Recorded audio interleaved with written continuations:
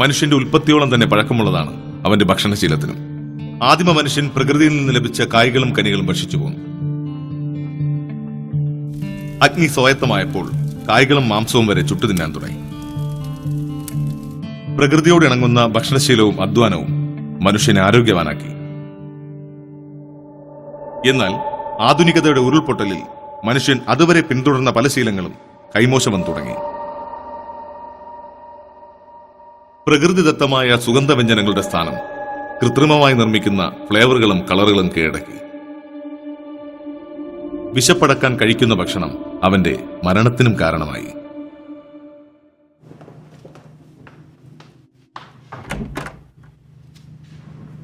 മോനെ വാവേ, അവനെ ഉണർത്തണ്ട ചേട്ടാ.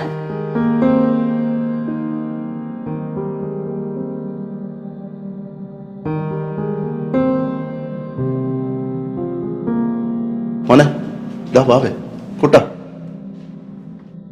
എഴുന്നേൽ.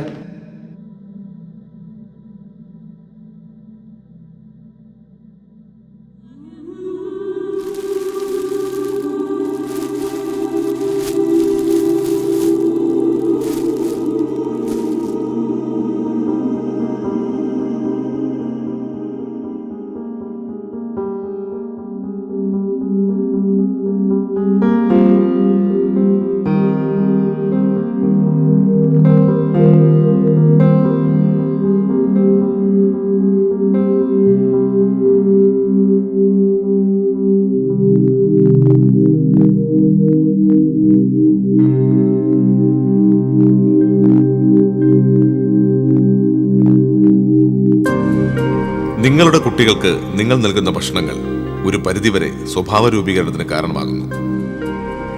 നിങ്ങൾ കുട്ടികൾക്ക് ഏതുതരം ഭക്ഷണമാണ് കൊടുത്തുവിടുന്നത്, അതിന്റെ അടിസ്ഥാനത്തിലായിരിക്കും ദിവസം മുഴുവൻ അവൻ ഊർജ്ജസ്വലനാവേണ്ടത്.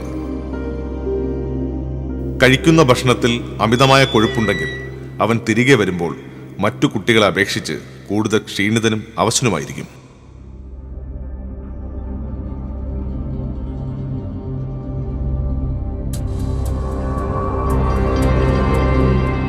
ഭക്ഷണ രീതികൾ ആവർത്തിക്കപ്പെടുമ്പോൾ അലസമായി ചടഞ്ഞുകൂടാൻ മാത്രമേ ഇത്തരക്കാർ ശ്രമിക്കാറുള്ളൂ. അത് അവരുടെ മാത്രം കുറ്റമല്ല, പക്ഷേ നിങ്ങൾ മാത്രമാണ് അതിനുത്തരവാദി. മോനെ ആ കുട്ടികളോടൊന്ന് പോയി കളിച്ചേ, ഒരു വ്യായാമമാവട്ടെ. ഓ പിന്നെ അവന് ഒരുപാട് ഹോംവർക്ക് ചെയ്യാനുണ്ട്, ആദ്യം അത് പോയി ചെയ്യട്ടെ. കണ്ടോ, ഇതിനും ഉത്തരവാദി നിങ്ങൾ തന്നെയാണ്.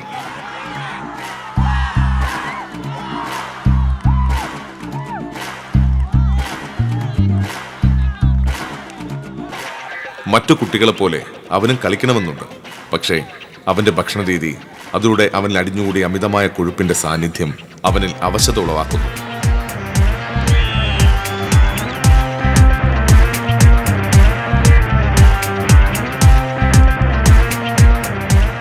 ഈ അമിതവണ്ണം മറ്റു കുട്ടികളെ പോലെ ഓടിക്കളിക്കാനാവാത്ത അവസ്ഥ അവനിലുണ്ടാക്കുന്നു.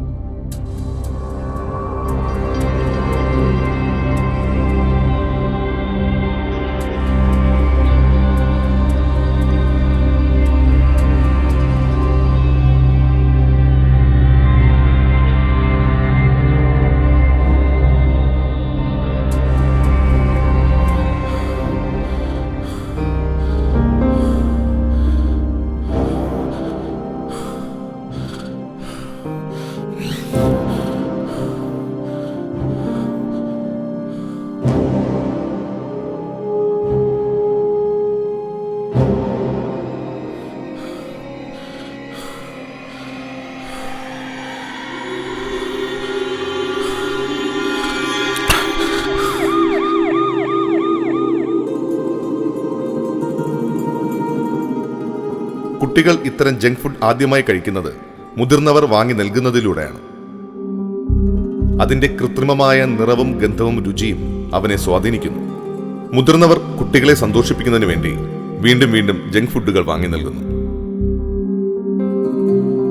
കുഞ്ഞുനാളിലെ ഇത്തരം ഭക്ഷണശീലങ്ങൾ പിന്തുടരുന്ന വ്യക്തി വളർന്നാലും ശീലം മാറില്ല. അവനെക്കൊണ്ട് അതേ കഴിയൂ.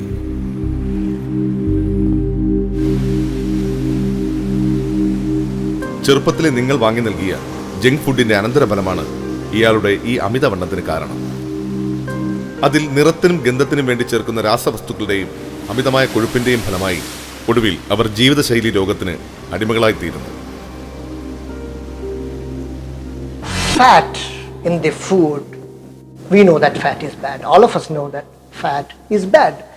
But the moment we talk about fat, what comes to our mind is oil, butter, ghee, and food items like mutton or beef, which are red meat. We all know that.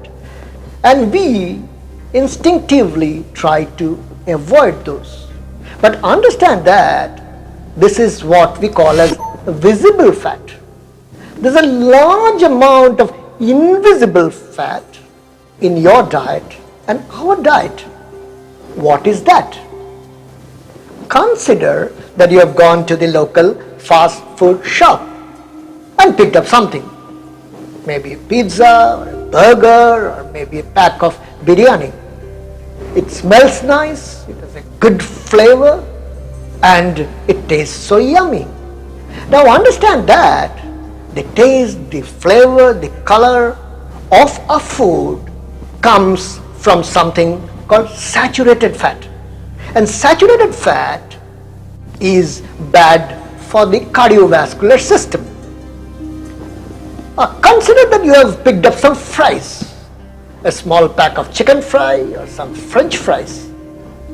Now these fries are crispy, and that crispiness is brought about by a fat called trans fat. Trans fat is equally bad for the health of the heart and the cardiovascular system. You go to the dairy and pick up a big pack of ice cream for your kids. Ice cream has a lot of saturated fat. You go to the bakery and pick up some cakes and pastries and cookies. Saturated fat. You go to the supermarket, pick up some biscuits, some chips and packed food. Again, they contain either saturated fat or trans fat. These fats are apparently invisible. We eat them without realizing that they have saturated fat, and they might create problem for our cardiovascular system. So you might ask, so should we avoid fat totally? Not really. Fat is an integral part of our cellular system. Also, fat is needed for our brain to function. So you actually need about 20% of your daily calorie intake from fats. But then that fat, less than 7% of the calorie should come from saturated fat. So we are now talking about good fat and bad fat. From the doctor's point of view, a saturated fat and a trans fat are bad fat, while an unsaturated fat, for example, or an omega-3 fat, for example, which is typically seen in the sea fish, is good. So you might ask, how do I choose between a good fat and a bad fat? A good fat, for example, fish is a good source of fat.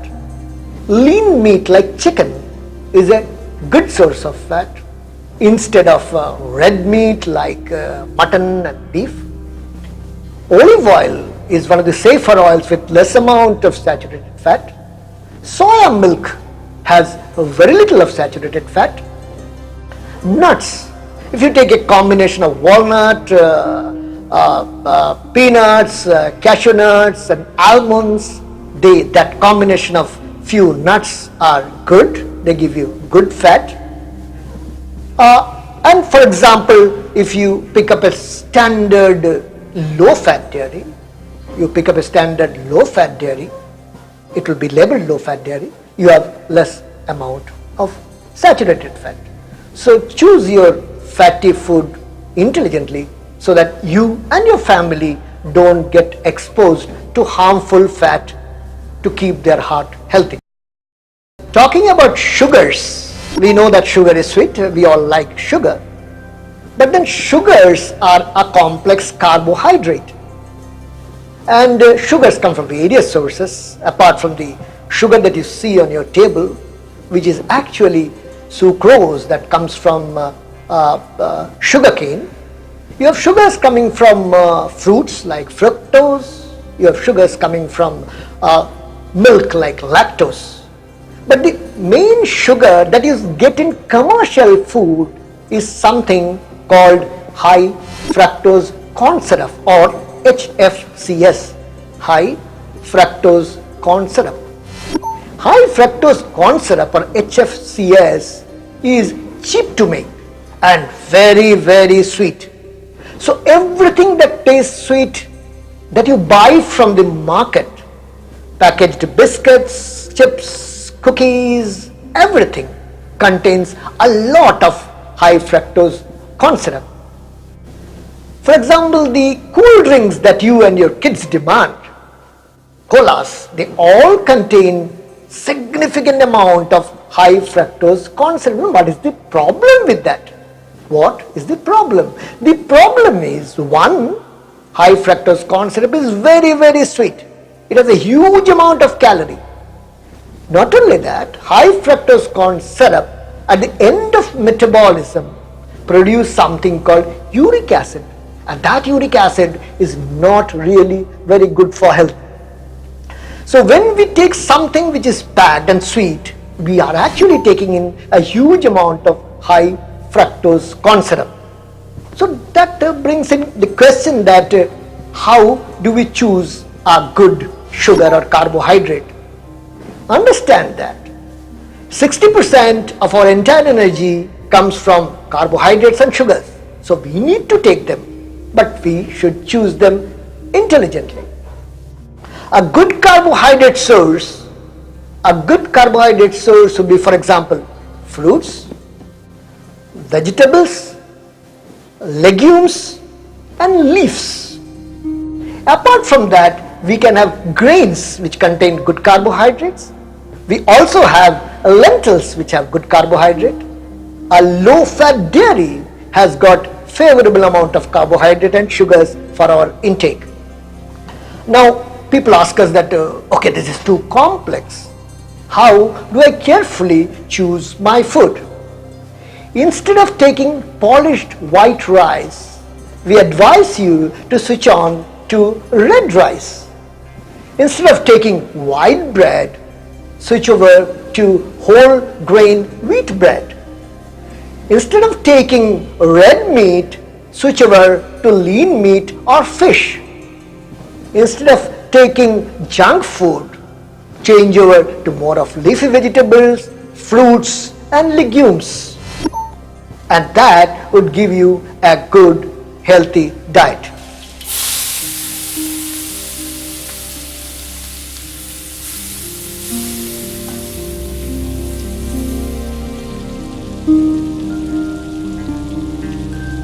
What about oils? People ask us about oils. Use oils the minimum. Perhaps if you use minimum amount of oil, which oil you use may matter less. But again, among the oils, try to choose an oil which has least amount of saturated fat and more of polyunsaturates. For example, olive oil, rice oil, corn oil, sunflower oil. These are rather safer for our consumption because they have less amount of saturated fat. One kind of oil that we should be careful is hydrogenated vegetable oils. For example, oil you take, you hydrogenate them, you get a solidified oil which are a high concentrated trans fat. Avoid them because they are not friendly to the cardiovascular system. ലോകാരോഗ്യ സംഘടന നമുക്ക് തന്നിരിക്കുന്ന നിർദ്ദേശം തന്നെ 1 ടീസ്പൂണിൽ താഴെ ഉപ്പ് ഉപയോഗിക്കുക എന്നുള്ളതാണ്. ഇന്ന് നമ്മുടെ ഭക്ഷണത്തിലെല്ലാം തന്നെ ഉപ്പിന്റെ അംശം വളരെയധികം കൂടുതലാണ്. 10 മുതൽ 15 ഗ്രാം വരെ ഉപ്പ് കഴിക്കുന്ന കുട്ടികളും പ്രായമായവരുമുണ്ട്. അതായത് എല്ലാ പ്രോസസ് ഫുഡിലും, സംസ്കരിച്ച ഭക്ഷണങ്ങളിലെല്ലാം തന്നെ ഉപ്പിന്റെ അളവ് വളരെ കൂടുതലാണ്. ഉപ്പ് എന്ന് പറയുന്നത് ഒരു ക്ലാസ് 1 പ്രിസർവേറ്റീവ് ആയതുകൊണ്ട് തന്നെ ഉപ്പിലിട്ട സാധനങ്ങൾ കൂടുതൽ കഴിക്കുക. പാക്കറ്റിൽ വരുന്ന എല്ലാ ഭക്ഷ്യസാധനങ്ങളിലും ഉപ്പിന്റെ അളവ് വളരെ കൂടുതലാണ്. 1 ടീസ്പൂണിൽ താഴെ ഉപ്പ് എന്ന് പറയുമ്പോൾ സോഡിയം ക്ലോറൈഡ് ആണത്. 40% സോഡിയവും 60% ക്ലോറൈഡും കൂടെ ചേർന്നതാണ്. 1 ടീസ്പൂൺ ഉപ്പ് നമ്മൾ കഴിക്കുകയാണെങ്കിൽ അതിൽ നിന്ന് നമുക്ക് ഏകദേശം 2.3 ഗ്രാം സോഡിയമാണ് നമുക്ക് ലഭിക്കുന്നത്. അത് മതി സാധാരണ ഒരാളിന്. പക്ഷെ പല ആൾക്കാരും അതിനേക്കാളും എത്രയോ ഇരട്ടി ഉപ്പ് കൂടുതലായിട്ട് ഉപയോഗിക്കുന്നതായിട്ട് പല പഠനങ്ങളിലും തെളിഞ്ഞിട്ടുണ്ട്. മറ്റൊന്ന്, ഉപ്പ് കൂടുതൽ കഴിച്ചാൽ നമ്മുടെ ശരീരത്തിൽ നിന്നും കാൽഷ്യം കൂടുതലായിട്ട് നഷ്ടപ്പെടുന്നു എന്നുള്ളതാണ്. അത് ശരീരത്തിലെ ബോണിന്റെ ഘടനയെ തീർച്ചയായിട്ടും, ബോൺ ഡെൻസിറ്റിയെ തീർച്ചയായിട്ടും അത് ബാധിക്കുന്നതായിരിക്കും. ഈ അവസ്ഥയിൽ നിന്നും നമുക്കൊരു മാറ്റം അനിവാര്യമാണ്. ആയുർദൈർഘ്യം വളരെ കൂടി നിൽക്കുന്നത് നമ്മുടെ നാട്ടിലാണെന്ന് ഊറ്റം കൊള്ളുന്നവർ അനുദിനം വർദ്ധിക്കുന്ന ആശുപത്രികളുടെ എണ്ണം എന്തേ കണ്ടില്ലെന്നടിക്കുന്നു. നിങ്ങൾ എന്ത് ഭക്ഷിക്കണം എന്നുള്ളത് നിങ്ങളുടെ മാത്രം സ്വാതന്ത്ര്യമാണ്. നിങ്ങളെ രോഗത്തിൽ നിന്ന് മുക്തരാക്കേണ്ട കടമ ആരോഗ്യവകുപ്പിനാണ്. എന്ത് കഴിക്കണം, എത്ര കഴിക്കണം, എപ്പോൾ കഴിക്കണം? എപ്പോഴാണ് പ്രഭാത ഭക്ഷണം കഴിക്കേണ്ടത്? 8:30 മുതൽ 9 മണിക്ക് ഇടയ്ക്കായിരിക്കും ഏറ്റവും നല്ല സമയം. അതുപോലെ തന്നെ ഉച്ചയ്ക്കുള്ള ഭക്ഷണം കഴിക്കുന്നതിന് 12:30-ക്കും 1:30-ക്കും ഇടയ്ക്കുള്ള സമയമാണ് ഏറ്റവും നല്ലത്. 7:30-ക്കും 8-നും ഇടയ്ക്ക് അത്താഴം കഴിക്കുക എന്നുള്ളതാണ്. ഒരു ദിവസം നമ്മൾ സ്റ്റാർട്ട് ചെയ്യുമ്പോൾ വേണം നമുക്ക് ഏറ്റവും കൂടുതൽ എനർജി ആവശ്യമുള്ളത്. എന്നാൽ ഇന്ന് എല്ലാവരും ഭക്ഷണം കഴിക്കുന്നത്, ഏറ്റവും കൂടുതലായിട്ട് കഴിക്കുന്നത് രാത്രിയാണ് കൂടുതലായിട്ട് കഴിക്കുന്നത്. അതുകൊണ്ട് തന്നെ രാവിലത്തെ പ്രഭാത ഭക്ഷണം അധികം വിശക്കുന്നില്ല എന്ന് പറഞ്ഞ് പലരും സ്കിപ്പ് ചെയ്യാറുമുണ്ട്. അങ്ങനെയുള്ളവർക്ക് തീർച്ചയായിട്ടും അമിതഭാരം വരാനുള്ള സാധ്യത വളരെയധികം കൂടുതലാണ്. ഹോട്ടലുകളിൽ ഭക്ഷണം പാചകം ചെയ്ത് പരിചയമുള്ള, ഒരുപാട് വർഷക്കാലത്തെ പരിചയമുള്ള ഒരു ഷെഫ് എന്നോട് ചോദിച്ചു, ഏതെങ്കിലും റെസ്റ്റോറൻറ്റിൽ നിന്ന് കട്ട്ലറ്റ് കഴിച്ചിട്ടുണ്ടോ? അതായത് മാംസം കൊണ്ടുണ്ടാക്കുന്ന കട്ട്ലറ്റ് ആണ് പ്രധാനമായിട്ടും, ചിക്കൻ, മട്ടൻ കട്ട്ലറ്റ് എന്നൊക്കെ പറയുള്ളത്. ഞാൻ പറയും, പണ്ടെപ്പോഴോ കഴിച്ചതായിട്ട് ഓർമ്മിക്കുന്നുണ്ട്. ഇപ്പൊ കുറെ കാലമായിട്ട് ഹോട്ടലുകളിൽ നിന്ന് ഭക്ഷണമൊന്നും കഴിക്കാറില്ല എന്ന് പറഞ്ഞു. കഴിക്കാത്തത് നല്ലതാണ്. പ്രധാനമായും ഈ കട്ട്ലറ്റിന്റെ കാര്യം പുള്ളി വിശദീകരിച്ച് എനിക്ക് പറഞ്ഞു തന്നു.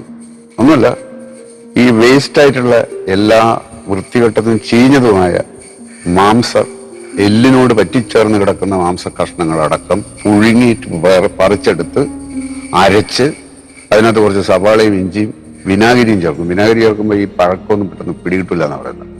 ഇത് ചേർത്ത് അരച്ച് റെഡിയാക്കിയിട്ട് സവാളയും ഇഞ്ചി, പച്ചവളം കുറച്ച് ചേർത്ത്, അതാണ് ഇൻവെസ്റ്റ്മെന്റ്. ഈ ജോലിക്കാരെല്ലാവരും കൂടി അവിടെ കിച്ചണിലുള്ള എല്ലാവരും കൂടിയിട്ടാണ് ഇത് ചെയ്യുന്നത്. അത്രയും പണിയുണ്ടത് പറിച്ച് എടുക്കാനായിട്ട്. ഈ വൃത്തികെട്ട സാധനം അരച്ച് എണ്ണയിൽ പൊരിച്ച്, ഈ എണ്ണ എന്ന് പറയുന്നത് 7 ദിവസമൊക്കെ ഒരേ എണ്ണയാണ്. ഒരു തവണ എണ്ണ ചൂടാക്കിയിട്ട് തണുത്ത് കഴിഞ്ഞതിന് ശേഷം വീണ്ടും ചൂടാക്കിയാൽ അത് പോയ്സണാണ്. ഇത് ഒരു തവണ മാത്രമല്ല ചൂടാക്കുന്നത്, 7 ദിവസത്തിൽ പല തവണകളായിട്ട് ഈ എണ്ണ ചൂടാക്കിയിട്ടാണ് 5 സ്റ്റാർ ഹോട്ടലുകളിൽ വരെ ഉപയോഗിക്കുന്നത് എന്നുള്ളത് ദയനീയ സത്യം. അതായത് ഈ വേസ്റ്റായി പിന്നെ കിട്ടുന്ന ഈ എണ്ണ ശരിക്കും സോപ്പ് നിർമ്മാണത്തിന്റെ ആൾക്കാർ വന്ന് വാങ്ങിക്കൊണ്ടുപോവുകയാണ് ചെയ്യുന്നത്. ഇപ്പൊ ഈ സോപ്പ് നിർമ്മാണത്തിന്റെ ആളുകൾ ഈ റെസ്റ്റോറൻറ്റിലോ ഹോട്ടലിലോ വരാൻ ലേറ്റ് ആയാൽ ആ എണ്ണ പിന്നെയും കുറെ കാലം ഉപയോഗിച്ചു എന്ന് വരും. അങ്ങനെ അപ്പോൾ എനിക്ക് ഏതായാലും അത് കേട്ടപ്പോൾ കട്ട്ലറ്റ് ധാരാളമായിട്ട് കഴിക്കണം എന്നാണ് തോന്നിയത്. പിന്നെ നമ്മൾ ഈ എണ്ണയുടെ കാര്യം തന്നെ ഉപയോഗിക്കുക. എണ്ണ തന്നെ ശുദ്ധമായ എണ്ണ കിട്ടാനില്ല. നമ്മുടെ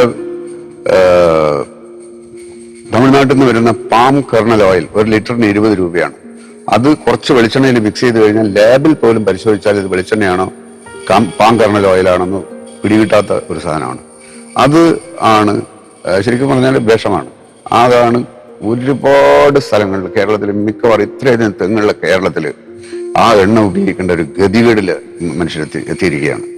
അപ്പോൾ പിന്നെയുള്ളത് എന്ന് പറയുന്നത് നമ്മുടെ ബ്രോയിലർ ചിക്കൻ. ആ ചിക്കൻ എന്ന് പറയുന്നത് ഈ കോഴി കുഞ്ഞായിരിക്കുന്ന സമയത്ത് തന്നെ അതിന്റെ 2 കണ്ണുകളിലും കഠിനമായ ഒരു മരുന്ന് ഇറ്റിക്കുകയാണ്. ഇറ്റിച്ച് കഴിയുമ്പോൾ അതിൻ്റെ ഹാർട്ട് തകരാറിലാവും. പിന്നെ ആ കോഴി കഴിക്കുന്ന ഭക്ഷണവും വെള്ളവും എല്ലാം ശരീരത്തിൽ നീരായിട്ട് ഇങ്ങനെ വീർത്ത് വീർത്ത് വരും. 27 ദിവസം കൊണ്ട് ഈ കോഴി 3 കിലോ 4 കിലോ ഒക്കെ ആയിട്ട് മാറും. അപ്പോൾ അത് മാത്രമല്ല, ഹോർമോൺ ഇഞ്ചക്ഷൻ, ആന്റിബയോട്ടിക്സ് ഇഞ്ചക്ഷൻ ഇതൊക്കെ ചെയ്യും. അങ്ങനെ ഇത് ശരിക്കും പറഞ്ഞാൽ യാതൊരു എക്സസൈസും ഇല്ലാത്ത, പണ്ടുകാലത്തൊക്കെ കോഴിയും ആടും പശു എന്നൊക്കെ പറയുന്നത് പറമ്പുകളിൽ ഇങ്ങനെ ഓടി നടക്കുമായിരുന്നു, കോഴി പറക്കുമായിരുന്നു. ഈ ബ്രോയിലർ കോഴിക്ക് നിന്ന് തിരിയാൻ പറ്റാത്ത അവസ്ഥയിലാണ് ഒരു വളർത്തുന്നത്. മാത്രമല്ല, ഇത് ഭയങ്കര വയലന്റ് ആയിട്ടുള്ള ഒരു കോഴിയായിരിക്കും. ഈ കോഴികൾ പരസ്പരം തൊട്ടടുത്ത് നിൽക്കുന്ന കോഴിയെ ആക്രമിക്കാനുള്ള ഒരു ടെൻഡൻസി കോഴികൾക്ക് വളരെ കൂടുതലായിരിക്കും. അതുകൊണ്ട് ഇവരെന്ത് ചെയ്യുന്നു വെച്ചാൽ ഇതിന്റെ കൊക്ക്, ആ സാധനം വലിയ മൂർച്ചകളെ കത്തിക്കൊണ്ട് അരിഞ്ഞു കളയും. ഭയങ്കര പെയിൻഫുൾ ആയിട്ടുള്ള ഒരു സംഗതിയാണെന്നാണ് അത് കണ്ടിട്ടുള്ളവർ പറയുന്നത്. കോഴി നിലവിളി കൊണ്ട് ഭയങ്കര പ്രശ്നമായിരിക്കും. അങ്ങനെ എല്ലാ അർത്ഥത്തിലും രോഗിയായ നെഗറ്റീവായിട്ടുള്ള ഒരു മാംസം പിണ്ടമാണ് നമ്മൾ കഴിക്കുന്നത്. അത് നമുക്ക് എല്ലാ രീതിയിലും ദോഷമാണ്. അപ്പോൾ അത്യാവശ്യമായിട്ട് കോഴി ഇറച്ചി കഴിക്കണം എന്ന് നിർബന്ധമുള്ള ആളുകൾക്ക് വല്ലപ്പോഴും, പ്രത്യേകിച്ച് അത് ശാസ്ത്രീയമായിട്ട് പറഞ്ഞാൽ മഴക്കാലത്ത് മാത്രം, വളരെ ചൂടുള്ള ഒരു സാധനമാണ് ഈ കോഴി ഇറച്ചി എന്ന് പറയുന്നത്, ശരീരത്തിന് വളരെ ദോഷം ചെയ്താണ്. മഴക്കാലത്ത് മാത്രം കുറച്ച് കഴിക്കാം എന്നാണ് പറയുന്നത്. അപ്പോൾ നമ്മുടെ ആഹാരം എന്ന് പറയുന്ന സംഗതി ഇതേപോലെ ഹോട്ടലുകളിൽ അജിനോമോട്ടോ, അത് പലതരം രോഗങ്ങൾ ഉണ്ടാക്കുന്ന ഒരു സാധനമാണ്. എന്നോട് റെസ്റ്റോറൻറ്റ് നടത്തുന്ന അതിൻ്റെ ഉടമസ്ഥനായിട്ടുള്ള ഒരു സുഹൃത്ത് എന്നോട് പറഞ്ഞു, ഞങ്ങൾ തീരുമാനിച്ചു ഞങ്ങളുടെ ഹോട്ടലിൽ അജിനോമോട്ടോ ഉപയോഗിക്കേണ്ടത്. അപ്പം മെയിൻ ഷെഫിൻ്റെ അടുത്ത് പറഞ്ഞു, അജിനോമോട്ടോ ഞങ്ങൾ വാങ്ങിച്ചു തരില്ല, അതിട്ടിട്ടുള്ള രുചി നമ്മുടെ ഭക്ഷണ പദാർത്ഥങ്ങൾക്ക് വേണ്ട. അപ്പോൾ അദ്ദേഹം സമ്മതിച്ചു. പക്ഷെ ഒരു ദിവസം നോക്കുമ്പോൾ ഈ ഭക്ഷണം പാകം ചെയ്യുന്ന ഈ പറഞ്ഞ ആള് തന്നെ അയാളുടെ എളിയിൽ നിന്ന് എന്തോ ഒരു പൊടി എടുത്തിട്ട് ഇടുന്നത് മുതലാളി കണ്ടു. അപ്പൊ എന്താ സാധനം എന്ന് വെച്ചാൽ പരിപാടി എന്താണ്? ഈ ആരെന്ത് പറഞ്ഞാലും ഈ ഭക്ഷണം ഉണ്ടാക്കുന്ന ആൾക്ക് ഒരു സ്ഥാനം കിട്ടണമെങ്കിൽ ആളുകളുടെ രുചിയെ വർദ്ധിപ്പിക്കുന്ന, അല്ലെങ്കിൽ നല്ല രുചിയുള്ള ഭക്ഷണം കൊടുത്തില്ലെങ്കിൽ അവരുടെ മനസ്സിൽ അയാൾക്ക് സ്ഥാനം ഉണ്ടാവില്ല എന്ന് ഭയന്നിട്ടാണ് ചില ആളുകൾ അങ്ങനെ ചെയ്യുന്നത്. മനുഷ്യകുലം ഉണ്ടായ കാലത്ത് എന്തായിരിക്കും മനുഷ്യൻ കഴിച്ചിട്ടുണ്ടാവുക എന്ന് നമുക്ക് ഊഹിക്കാവുന്നതേ ഉള്ളൂ. അന്ന് തീ കണ്ടുപിടിച്ചിട്ടില്ല. തീയൊക്കെ കണ്ടുപിടിക്കുന്ന എത്രയോ കാലങ്ങൾക്ക് ശേഷമാണ്. അന്ന് മനുഷ്യൻ കഴിച്ചിട്ടുള്ളത് കാട്ടിൽ കിട്ടുന്ന പിന്നെ പഴങ്ങൾ, കിഴങ്ങുകൾ, ഇലകൾ, ഇതൊക്കെ ആയിരിക്കുമല്ലോ. അപ്പൊ മനുഷ്യന്റെ ജീനിലുള്ളത് ഇതൊക്കെയാണ്. മണ്ണിലുള്ളതാണ്, മരത്തിലുള്ളത്, ചെടികളിലുള്ളത്, അതിലുള്ളതാണ് മനുഷ്യ ശരീരത്തിലുള്ളത്. അപ്പോൾ ഇതെല്ലാം പരസ്പരം ബന്ധപ്പെട്ട് കിടക്കുന്ന കാര്യങ്ങളാണ്. അപ്പൊ പ്രകൃതി വിരുദ്ധമായ രീതിയിലുള്ള കൃത്രിമമായി ഉണ്ടാക്കപ്പെട്ട എന്ത് ഭക്ഷണവും ശരീരത്തിൽ ദോഷം ചെയ്യും. അതുകൊണ്ട് അപ്പോൾ ഭക്ഷണം എന്ന് പറയുന്നത് എപ്പോൾ കഴിക്കണം, എങ്ങനെ കഴിക്കണം, എന്ത് കഴിക്കണം എന്നാലോചിക്കണം. ഇപ്പൊ പാല് എന്ന് പറയുന്നത് കൃത്രിമമായ പൊടികൾ ഉപയോഗിച്ചിട്ടുണ്ടാക്കുന്ന പാലാണ്. അപ്പൊ അങ്ങനെ കഴിക്കണം നിർബന്ധമുണ്ടെങ്കിൽ പാല് കഴിക്കണമെങ്കിൽ നാടൻ പശുവിനെ ഒന്ന് വളർത്തണം. പണ്ടൊക്കെ അങ്ങനെയായിരുന്നു. എൻ്റെ വീട്ടിലൊക്കെ ചെറുപ്പകാലത്ത് ഞാൻ 4 നാടൻ പശുക്കൾ എൻ്റെ വീട്ടിലുണ്ടായിരുന്നു. അതിന്റെ ചാണകവും മൂത്രവും ഉപയോഗിച്ചിട്ടാണ്. അപ്പൊ അന്ന് അതിന്റെ ശാസ്ത്രീയ വശങ്ങളൊന്നും അറിയില്ല. ഇത് ഉപയോഗിച്ചിട്ടാണ് അന്ന് കൃഷി ചെയ്തിരുന്നത്. നെൽകൃഷി ഉണ്ടായിരുന്നു, പച്ചക്കറി കൃഷി ഉണ്ടായിരുന്നു, എല്ലാം ഉണ്ടായിരുന്നു. മണ്ണിനെ നന്നാക്കി എടുക്കലാണ് ഏറ്റവും പ്രധാനപ്പെട്ട കാര്യം. അത് ഇന്ത്യ മുഴുവൻ ഉണ്ടാവേണ്ട ഒരു സംഗതിയാണ്. കാരണം 4 ഇരട്ടിയാണ് വിളവ്. നാച്ചുർ എക്കോ ഫ്രണ്ട്ലി സയൻസ് എന്ന് പറയുന്ന മണ്ണിനെ ഫലഭൂയിഷ്ടമാക്കുന്ന ഒരു പ്രത്യേക രീതിയാണ് ചാണകവും കരിയിലകളും ഗോമൂത്രവും ഉപയോഗിച്ചിട്ടൊക്കെയുള്ള ഒരു രീതിയാണ്. നമ്മുടെ നിലനിൽപ്പിന്റെ ആധാരം തന്നെ, അടിസ്ഥാനം തന്നെ ശരിക്കും പറഞ്ഞാൽ നമ്മൾ കഴിക്കുന്ന ആഹാരമാണ്. ആ ആഹാരം കഴിക്കുന്നതിന് നമ്മളൊരു ചെരുപ്പ് വാങ്ങിക്കുമ്പോൾ കാണിക്കുന്ന ശ്രദ്ധ, അതായത് അതിന്റെ ബ്രാൻഡ് എന്താണ്, പിന്നെ എത്ര കാലം ഈട് നിൽക്കാൻ സാധ്യതയുണ്ട്, ഇതൊക്കെ നമ്മൾ കർശനമായി പരിശോധിക്കും. ഷർട്ട് വാങ്ങിക്കുമ്പോൾ നമ്മൾ പരിശോധിക്കും. പക്ഷേ നിലനിൽപ്പിന് അടിസ്ഥാനമായ ആഹാരം പൊടിപടലങ്ങൾ നിറഞ്ഞ അന്തരീക്ഷത്തിൽ നിന്ന് കിട്ടിയത് വാങ്ങി കഴിക്കുകയാണ്. അതാണ് ഏറ്റവും പ്രധാനപ്പെട്ട കാര്യം. ഏറ്റവും അവഗണിക്കപ്പെട്ട അവസ്ഥയിലാണ്. അതിനാണ് ആരോഗ്യ സാക്ഷരത എന്ന് പറയുന്നത് മനുഷ്യനുണ്ടാവണം എന്ന് പറയുന്നത്. എന്ത് കഴിക്കണം, എങ്ങനെ കഴിക്കണം, എപ്പോൾ കഴിക്കണം, എന്ത് കഴിക്കണം എന്നുള്ളത് വളരെ പ്രധാനമാണ്. വേവിക്കാത്ത പഴങ്ങളും പച്ചക്കറികളും എത്രത്തോളം കഴിക്കാൻ പറ്റുമോ അത്രത്തോളം നന്ന്. വേവിക്കുമ്പോൾ പച്ചക്കറിയിലെ പോഷക മൂല്യങ്ങൾ പലതും നഷ്ടപ്പെടുകയാണ്. അപ്പോൾ പണ്ട് കാലത്ത് അതന്നെ മനുഷ്യന്റെ ജീനിലുള്ളത് അതാണ്. ഈ തവിടില്ലാത്ത അരി കഴിക്കാനേ പാടില്ല. എല്ലാവർക്കും വെളുത്ത അരി മാത്രം മതി. തവിടില്ലാത്ത അരി ഒരു വിധത്തിലും ഗുണം ചെയ്യില്ല. അപ്പോൾ തവിടുള്ള അരി കഴിക്കാൻ ശ്രദ്ധിക്കണം എന്നുള്ളതും വളരെ പ്രധാനപ്പെട്ട കാര്യമാണ്. അങ്ങനെ ഈ തരത്തിലുള്ള നമ്മൾ ഈ പൈസ ഉണ്ടാക്കാനുള്ള ഓട്ടത്തിനിടയിൽ കിട്ടിയത് വാരി തിന്നാണ്. എന്തിനാണ് പണം? അത് ആലോചിക്കണം.